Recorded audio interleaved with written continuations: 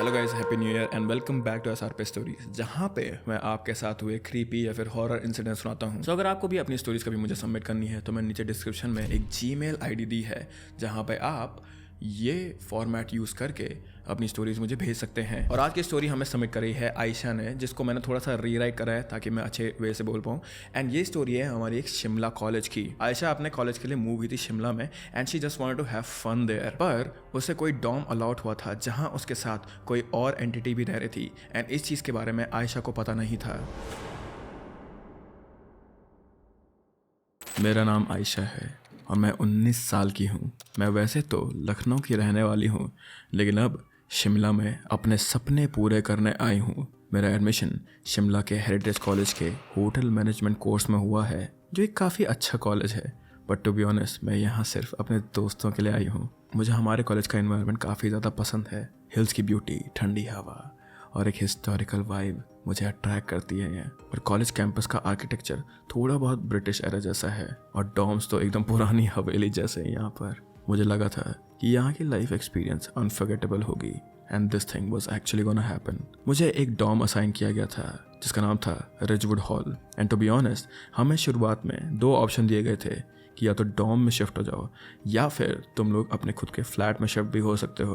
पर मैंने डिसाइड करा कि पहले 8 महीने डॉम की लाइफ एक्सपीरियंस करने के बाद मैं अपने कुछ दोस्तों के साथ फ्लैट में शिफ्ट हो जाऊंगी। इसीलिए मैंने इस रिजवुड हॉल के लिए हाँ बोल दिया था। मेरा रूम नंबर था 214, जो एक छोटी सी कोजी रूम थी जहाँ मुझे अपने रूममेट मीरा के साथ रहने को मिला था। मीरा दिल्ली से थी और काफ़ी चेयरफुल और फ्रेंडली थी, तो इसीलिए उसके साथ एक भी दिन बोरिंग नहीं जाने वाला था मेरा। डॉम में और भी लड़कियां थी और सब मिलकर काफ़ी ज़्यादा मस्ती करते थे, लेकिन टू बी ऑनेस्ट मैं उनसे कभी भी इतना ज़्यादा क्लोज नहीं हो पाई थी। पहले 2 महीने काफ़ी मस्त और नॉर्मल गए हमारे। क्लासेस, असाइनमेंट और नए दोस्तों के साथ टाइम कैसे गुजर गया मुझे पता ही नहीं चला। लेकिन तीसरे महीने से सब कुछ बदलने लगा था। एक रात जब मैं और मीरा लेट नाइट स्टडी कर रहे थे, तब मुझे लगा कि कोई हमारे कमरे के बाहर चल रहा है। तो इसीलिए चेक करने के लिए जब भी मैं दरवाज़ा खोलती, वहाँ कोई भी नहीं होता था और ये चीज़ बार बार रेपिटेटिवली होती थी। एक दिन मीरा ने भी कहा कि उसने डॉम के कॉरिडोर में एक शैडो देखी थी। पहले हमने सोचा कि शायद ये हमारी ओवर थिंकिंग है, लेकिन चीज़ें तब और भी अजीब होने लगी जब डॉम की लाइट्स अपने आप फ्लिकर करने लगी थी। कभी कभी रात के समय लगता था कि कोई हमारे कमरे के अंदर भी है। और एक दिन मीरा ने मुझे जगाया और बोला, आयशा देखो देखो, वो चेयर खुद से हिल रही थी। मैंने जब देखा तो वो चेयर एकदम नॉर्मल लगी मुझे, लेकिन हवा में एक ठंड और अजीब सी स्मेल थी। नाउ अगेन, हम लोग शिमला में रह रहे हैं, तो यहाँ ठंड होना, लाइट जाना या फिर हवा का बहुत तेज चल के किसी चेयर को हिलाना कोई बड़ी बात नहीं है। But this वॉजन a swinging chair and also हम लोग कमरे की हमेशा खिड़कियाँ बंद ही रखा करते थे। बेसिकली कोई भी ऐसी अननेचुरल चीज़ होना was impossible in our room. So ये सब कुछ हो कैसे रहा था? एंड अगेन, मीरा ने जो परछाई देखी थी उसका कोई आंसर नहीं था हमारे पास। एक दिन पूरे डॉम में गॉसिप चल रही थी कि रिजवुड हॉल हॉन्टेड है। मैं और मीरा इनिशियली हंस पड़े थे, लेकिन हमने बाकी लड़कियों के एक्सपीरियंसेस सुनने शुरू करे थे। प्रिया, जो कि रूम नंबर 222 में रहती थी, उसने बताया कि उसने अपने मिरर में किसी औरत का रिफ्लेक्शन देखा था। मैं अकेली थी रूम में, पर उस मिरर के पीछे से मुझे ऐसा लग रहा था कि जैसे कोई मुझे देख रहा हो। उसने कांपती हुई आवाज़ में हमें ये सब कुछ बताया। हम सब डर गए थे और एक और लड़की काव्या ने कहा कि उसने रात को एक औरत को रोते हुए सुना था, जो ग्रेजुअली चिल्लाने में बदल गई थी। काव्या के अकॉर्डिंग वो आवाज़ डॉम के बेसमेंट से आई थी। बेसमेंट? मैंने क्वेश्चन करती हुई आवाज़ में पूछा उससे, क्योंकि हमने या फिर स्पेशली मैंने तब तक ना तो रिजवुड के बेसमेंट के बारे में सुना था और ना ही कभी देखा था। तो इस चीज़ के बारे में जानने के बाद हम 5 लड़कियों ने एक दिन डिसाइड करा कि हम लोग बेसमेंट को एक्सप्लोर करने जाएंगे। बेसमेंट का दरवाज़ा एकदम रस्ती था और हमेशा लॉक्ड रहता था, लेकिन मीरा के पास एक डुप्लीकेट की थी वहाँ की, जो किसी स्टाफ मेंबर से चुराई थी उसने। एंड अगर हम लोग उसका नाम ना ले तो ही मेरे लिए बेहतर रहेगा। अंदर घुसते ही एक स्टेल और डैम्प स्मेल आने लगी थी वहाँ से। बेसमेंट एकदम पुरानी चीज़ों से भरा हुआ था, एंटीक फर्नीचर, पेंटिंग्स और कुछ लॉक्ड ट्रंक्स। लेकिन सबसे अजीब चीज़ थी एक पुरानी रॉकिंग चेयर जो धीरे धीरे हिल रही थी बिना किसी हवा के। बेसमेंट के कोने में एक छोटी सी डायरी पड़ी हुई थी और डायरी एक लड़की की थी जिसका नाम था अंजलि और वो रिजवुड हॉल की एक फॉर्मर रेजिडेंट थी।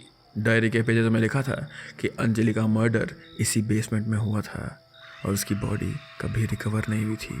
उसका घोस्ट अब डॉम में रहता है और रिवेंज के लिए यहाँ सबसे बातें करना चाहता है। डायरी के लास्ट पेज में सिर्फ एक लाइन लिखी हुई थी, मैं कभी शांति नहीं पाऊंगी। Now this seemed like a joke to us. ये तो कुछ ज़्यादा ही कन्वीनियंट नहीं हो गया क्या? एक घोस्ट ने अपने मरने के बाद खुद डायरी में ये सब कुछ लिखा है। और ये सुनकर हम पांचों के पांचों थोड़ा सा चकल कर रहे थे, लेकिन टू बी ऑनेस्ट मुझे वहाँ पे बहुत ज़्यादा डर लग रहा था। इसीलिए मैं जल्दी से जल्दी बेसमेंट से ऊपर भागने लगी बिना अपने दोस्तों को दिखाए कि हाँ मैं डर रही हूँ। उस रात डॉम में हर एक चीज़ एकदम आउट ऑफ कंट्रोल लग रही थी मुझे। लाइट्स ऑन एंड ऑफ हो रही थी और हर लड़की के रूम के दरवाजे एक साथ बंद होने लगे थे। मुझे और मीरा को लगा कि अब हम लॉक्ड हो गए हैं और रूम का टेम्परेचर एकदम से फ्रीजिंग हो गया था। एक शैडोवी फिगर हमारे सामने आया जो धीरे धीरे एक लड़की की शेप में बदल रहा था। तुम लोग यहाँ क्यों आए हो? उसकी वॉइस एकदम हॉलो और एकोइंग थी। मुझे समझ नहीं आया कि मैं क्या करूं। Is this a dream? क्या मैं एक ड्रीम मीरा के साथ देख रही हूँ? पर तभी मीरा ने मेरा हाथ पकड़ते हुए सडनली डायरी उठाई और चिल्लाई, आई एम सॉरी, हम यहाँ से सच जानने के लिए आए थे। तुम्हें जो चाहिए वो हम सब कुछ करने के लिए तैयार हैं। तभी वो फिगर एकदम से रुक गया और आई स्वेयर टू गॉड मुझे एक अजीब सी हंसी दूसरे हॉलवे से सुनाई दी थी। उसने कहा, मुझे बस इंसाफ चाहिए। तो प्रिंसिपल से कहो कि मेरी स्टोरी सबको पता चले, मुझे छुपाया नहीं जाना चाहिए। अगले दिन हम सब लोग रिजवुड हॉल के प्रिंसिपल के पास गए। पहले तो उन्होंने मना करा, लेकिन जब हमने डायरी और अपने एक्सपीरियंसेस एक साथ उनके साथ शेयर करे तो उन्होंने सच एक्सेप्ट कर ही लिया। डायरी कॉलेज लाइब्रेरी में प्रोमिनेंटली डिस्प्ले करी गई थी और अंजलि की स्टोरी फाइनली सबको पता चल गई थी और रिजवुड के बेसमेंट को परमानेंटली सील कर दिया गया था। उसके बाद डॉम में सब कुछ नॉर्मल हो गया था। वो शैडो, वो आवाज़ें, ये सब कुछ दिखना हमें बंद हो गया था। लेकिन कभी कभी रात को मुझे लगता है कि वो गोस्ट अभी भी हम सबको देख रही है। Maybe she is grateful or maybe she still did not have her revenge. Well, that was it for today's video guys, and again happy new year to you all. I hope कि इस साल भी हम लोग बहुत सारी videos बनाएंगे and बहुत सारी सीरीज भी बनाएंगे. So I'm very excited for this year. So yeah, before you go, I never say this thing, but before you go, subscribe to my channel. Subscribe कर दो SRP Stories को and let's get this channel to 1 million finally. But with that, I hope that you guys are happy and healthy, and मैं मिलता हूँ तुम लोगों से अब अगले हफ्ते. Bye bye.